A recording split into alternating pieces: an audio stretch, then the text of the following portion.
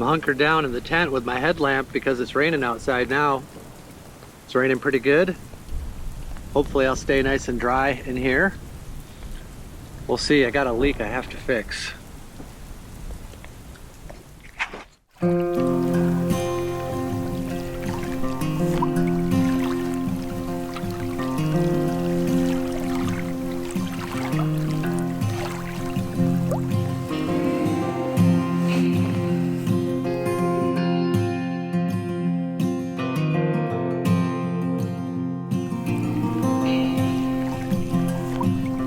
I woke up this morning at this lake. Last night was the first real big downpour. I woke up this morning and everything is damp.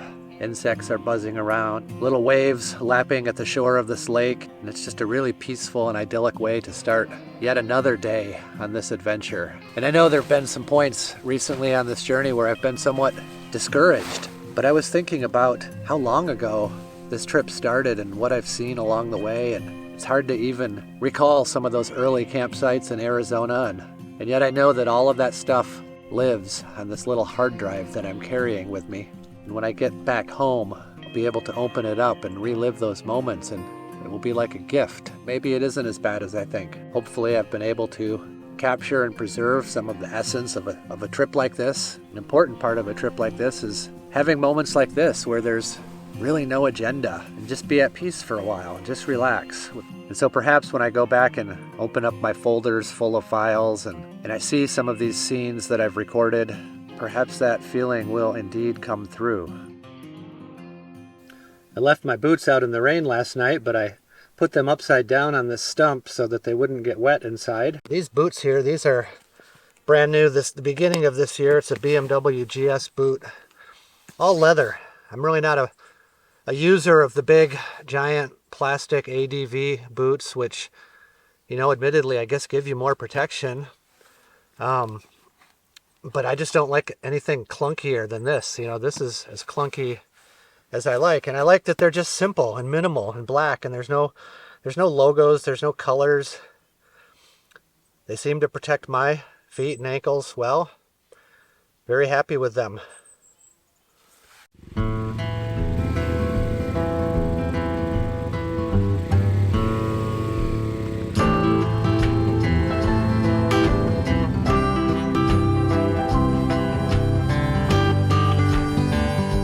Just leaving my campsite at Mason's Lake, and now some of this beautiful British Columbia sunshine casting itself down on these dirt roads. We're heading south towards Kamloops. We've got just about as many miles to get out of here as we did getting into here, which is maybe about 15 or 20. But as you can see, it's a pretty easy gravel road, a basic forest road, a logging road.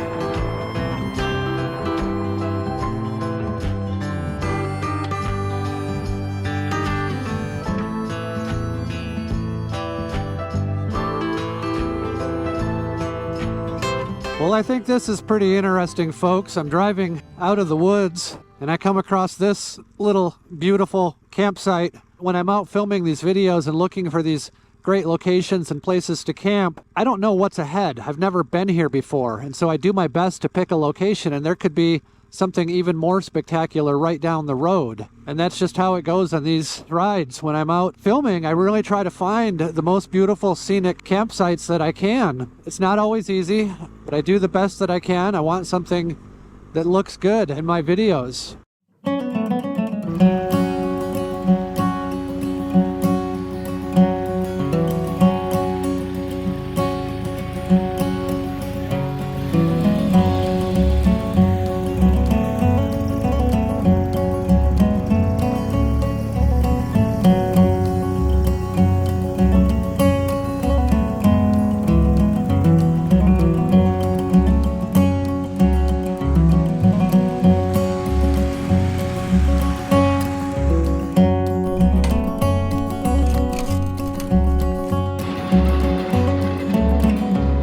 That's a big logging truck that just went by, and I've encountered a few of those out here on this road. In fact, this morning I was going around a corner well over to the right side of the road, which was a good thing because one of those guys was coming right at me, and he slammed on his brakes, and I saw the whole log truck go like this as I went on the narrow far right part of the road next to him.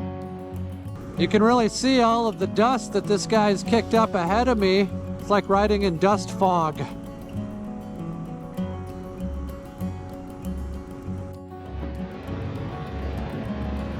That's the Canadian economy at work right there, harvesting their natural resources.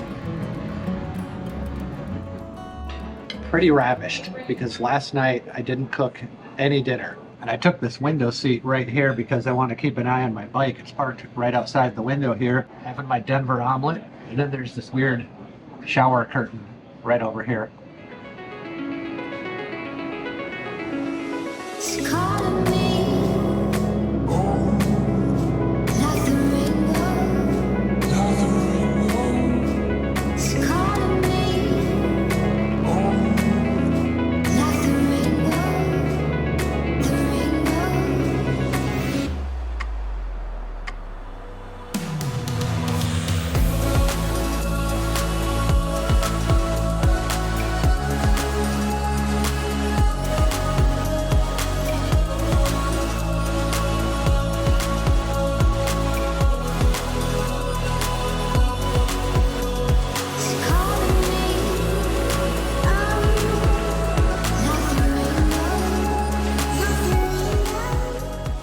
Today I'm going to try to stick to the back roads, riding through the Okanagan of British Columbia, working my way south towards the US border.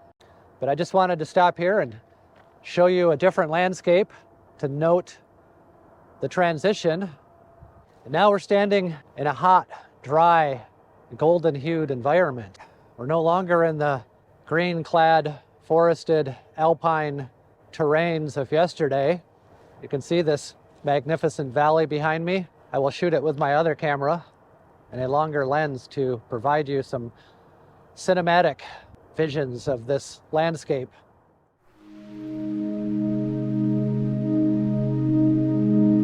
Well, let's get back on the road and explore this Okanagan territory up here in British Columbia still.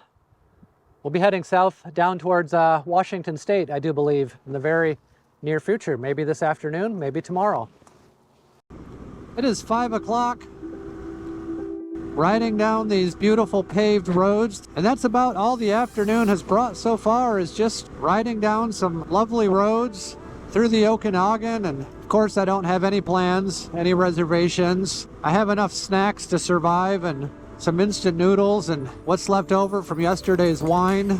But to be honest, the thought of hitting a market and come up with a beautiful gourmet dinner and finding the perfect campsite and cooking it and filming it all, it just sounds like kind of a chore, kind of work. And I guess that's the reality of being on day 44. It gets a little bit tiring. I'm learning to open up to that and admit to that. I question myself, am I getting older and more tired? Or is it just that the trip has gone on for long enough that I've kind of got all of those desires out of my system? And again, I'm very aware that many of you watching these videos are sitting in the comforts of home, wishing that you were out on a trip like this, that you had the time to take a long trip. And I think what a lot of you would find, perhaps a few days or a week is really all you need. If you attempt to do something as long as this trip that I'm on, well, that's a whole nother level of commitment. But I'm still going, and amazingly, I'm holding this vlog together, trying to give you some evidence of not only the beautiful moments of this journey, but also the less than beautiful, the realistic aspects of being on the road away from home for so long. It's not all a bed of roses, but there are roses along the way to stop and smell. I've been driving along the shore of this big, beautiful lake. I spied this campground, thought I would come down here and have a look and see if it's possible to get one of these campsites right next to the water down here. This could be really nice if I find the right one that I like that's close to the water.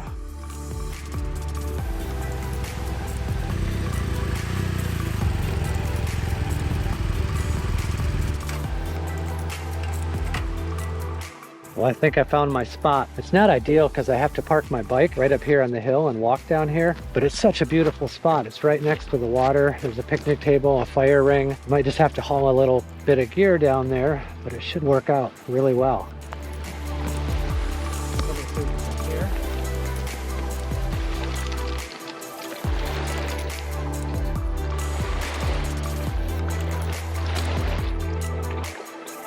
This is a developed campground, but it's absolutely peaceful. And as you can see, I've got my tent right next to the lapping lakeshore. My motorcycle's parked a few feet away up on the hill. I've got a picnic table here. And today was pretty uneventful when it came to the riding. It was pretty straightforward. We started out with some gravel roads and then got onto some nice pavement and ended up in the Okanagan.